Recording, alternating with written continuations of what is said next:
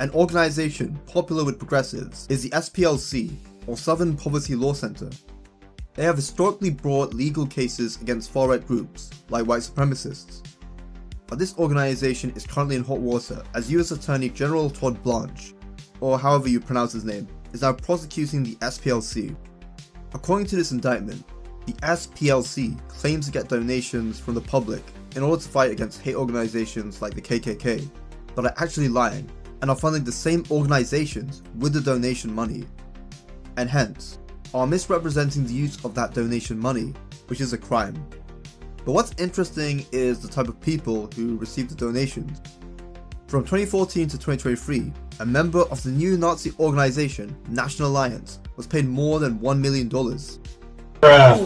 From 2003 to 2014, an officer of the neo-Nazi organization National Socialist Movement, an Aryan Nations affiliated Sadistic Souls motorcycle club, was paid more than $300,000.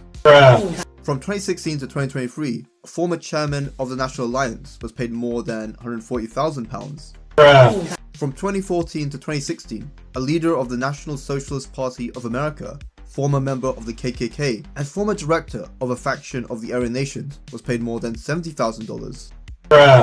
From 2016 to 2019, a national president of the American Front and convicted felon was paid more than $19,000. Now there's a lot to unpack here. The SPLC claims that the people who are receiving these funds in these hate group organizations are paid informants who are performing a valuable service in infiltrating dangerous racist organizations and providing valuable information to the SPLC, which they can use to counteract said hate groups. But two patterns emerge that can make people skeptical of this defense. First, many of these alleged informants were paid rather large sums of money, whether it is $300,000, $140,000, or even $1 million. That's a lot of money for mere informants. Do they need that much money? Is there something else going on? And many of these informants were really high-ranking members, like a national president of a racist American Front, the chairman of the National Alliance, or a literal leader of the National Socialist Party of America. If the informants were used to counter these organizations, why were they in such high positions, coordinating the activities of these white supremacist groups? How were informants, who didn't believe in such hateful ideologies, get so lucky in gaining such powerful positions, while not being caught? To some, it would seem more likely that these were really racist leaders of such hate organizations, who made a deal with the SPLC to increase hateful activities or incite them, so that racism is so rife that it would increase donations to supposedly anti-racist organizations like the SPLC, who would then dishonestly use the funds to enrich themselves. If true, this would violate Title 18, Section 1343, which is the US Code, which includes someone defrauding or obtaining money under false pretenses by means of wire transfer. Although, it can be argued that these informants were usually paid these sums over 9 or 10 years, so when looking at the income annually, it isn't as big. So the National Alliance guys, being paid $1 million, would get around $100,000 per year, which maybe seems a bit more like an upper middle class income.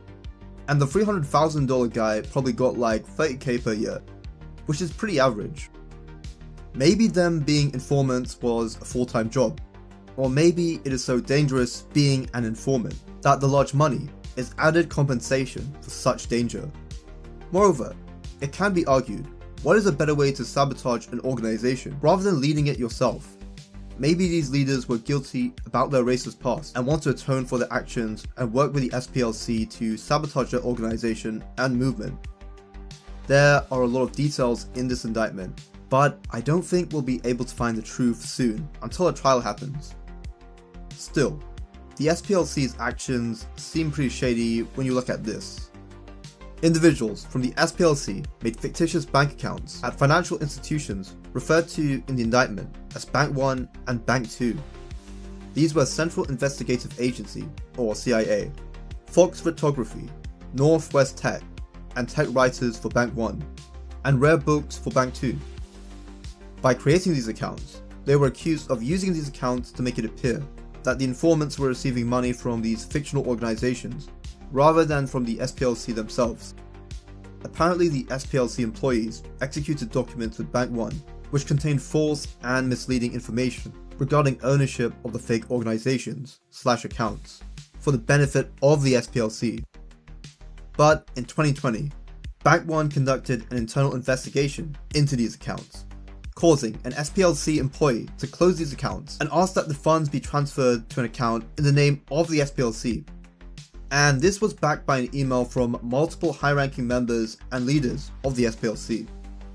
It feels pretty suspect that the SPLC would go out of their way to create these fake accounts, hiding them from federally insured banks. This apparently violates Title 18, Section 1014, which is the US code where you make false statements or wrong valuations for the purpose of influencing in any way the action of any institution whose accounts are insured by the Federal Deposit Insurance Corporation. Such deceit could very well be indicative of a conspiracy. Or maybe not. Maybe being an informant for a hate organization is so dangerous that you need to be secretive and take extreme measures. Whatever is the case, there's more. In reading the indictment, assuming what's there is true, I felt a pattern of the SPLC and its informants doing things that felt so unnecessary beyond exposing racist organizations. They've lied to banks about their money, paid surprisingly large sums to informants, and even paid leaders of racist organizations. And this is no less true for this final informant. Known as F37 in the indictment, this person was a member of the online chat group that organized the rally. Well, not just any rally, the Unite the Right rally, Charlottesville. He attended the event under the direction of the SPLC in 2017 and even made racist posts as well as coordinated transportation for the event of several attendees.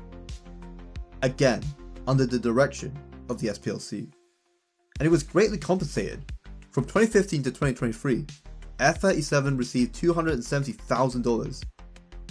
Now, does anyone remember the consequences of Charlottesville? I'll refresh your memory. There was a far-right rally that brought in various white nationalists across America for a demonstration.